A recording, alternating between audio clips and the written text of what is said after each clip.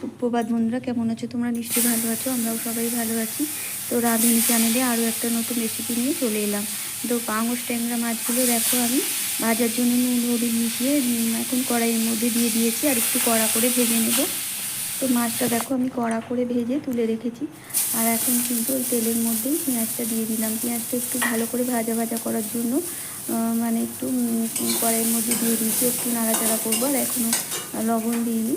তো একটু নাড়াচাড়া করার পর দেখো একটু নাড়াচাড়া করে নিচ্ছি। নাড়াচাড়া করে নেওয়ার পরে লবণ আর হলুদ মেশানো মানে সিদ্ধ করা আলুগুলো এবার আমি পেঁয়াজের মধ্যে দিয়ে দেবো। তো এক্সট্রা করে এখন আর কোনো লবণ দিলাম না। তো এই লবণে মানে পেঁয়াজটা নরম হয়ে যাবে। তো দেখো নরম হয়ে যাবে, এবার কিন্তু একটু ভালো করে নাড়াচাড়া করতে হবে যাতে আলু আর মানে এটা পেঁয়াজটা ভালোভাবে ভাজা ভাজা মতো হয়ে যায়। তো একটু ভালো করে নাড়াচাড়া করে নিচ্ছি। তো একটু ভাজা ভাজা হওয়ার জন্য অনেকক্ষণ ধরে একটু নাড়াচাড়া করতে হবে, তাহলে পেঁয়াজটাও নরম হয়ে যাবে আর আলুটা একটু সেদ্ধর যে একটা গন্ধ থাকে সেটা মানে তেলের মধ্যে ভাজা ভাজা হয়ে যাবে। এবার দেখো আমি আদা আর যে সসটা তৈরি করেছিলাম সেই সসটা কিন্তু দিয়ে দিলাম, আর এর মধ্যে লঙ্কা গুঁড়ো দেওয়া ছিল, তবুও আর একটু লঙ্কা গুঁড়ো আর হলুদ গুঁড়ো আমি দিয়ে দিলাম, আর লবণও দিয়ে দিয়েছি।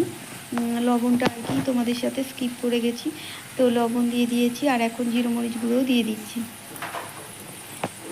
তো হালকা লঙ্কা গুঁড়ো মানে দিয়ে দিয়েছি। আর টমেটো পেস্টটার মধ্যে টমেটো আর কি এটা আর কি শর্ট করেছিলাম, ওর মধ্যেও তো লঙ্কা গুঁড়ো দেওয়া ছিল।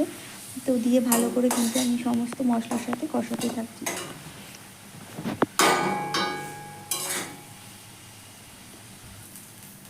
তো কষানো অনেকক্ষণ ধরে কষাচ্ছি। তো এখন দেখো সমস্ত কিছু কিন্তু কাঁচা গন্ধ মোটামুটি মানে আর কাঁচা গন্ধ নেই, সমস্ত মশলা আর টমেটো তো আমার সস করা ছিল, ওটারও কোনো গন্ধ নেই। একটু হালকা আবারও একটু তেলের মধ্যে এতক্ষণ কষালাম, আর একটুখানি মশলাটা যাতে পুড়ে না যায় একটু মানে জল দিয়ে দিলাম।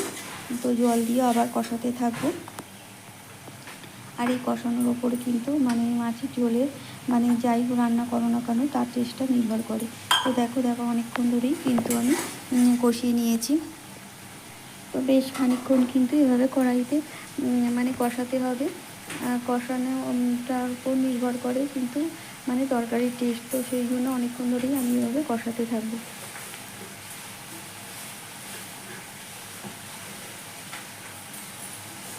আর আমার কিন্তু একদম লো আছে, কিন্তু আমি তো মানে কষাচ্ছি একদম লো আছে।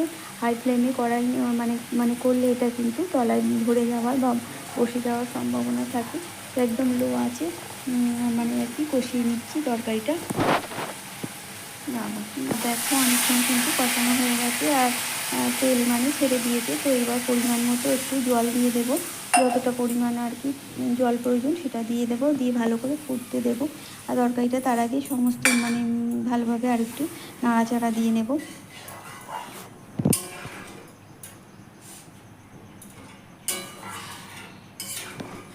তো ভালোভাবে মিশিয়ে দিয়েছি সমস্ত কিছুর সাথে আর কি জলটা দিয়ে। তো দেখো এবার কিন্তু আমি একটু ঢেকে দেবো, কারণ হচ্ছে ঢাকা না দিলে আর কি ঢাকা দিয়ে আর কি এটা ফুটতে দেওয়ার জন্য অপেক্ষা করব। তো দেখো তরকারিটা এবার খুলে নিয়েছি, কিন্তু এবার এটা ফুটে উঠেছে। এবার আমি একে একে মাছগুলো দিয়ে দেবো।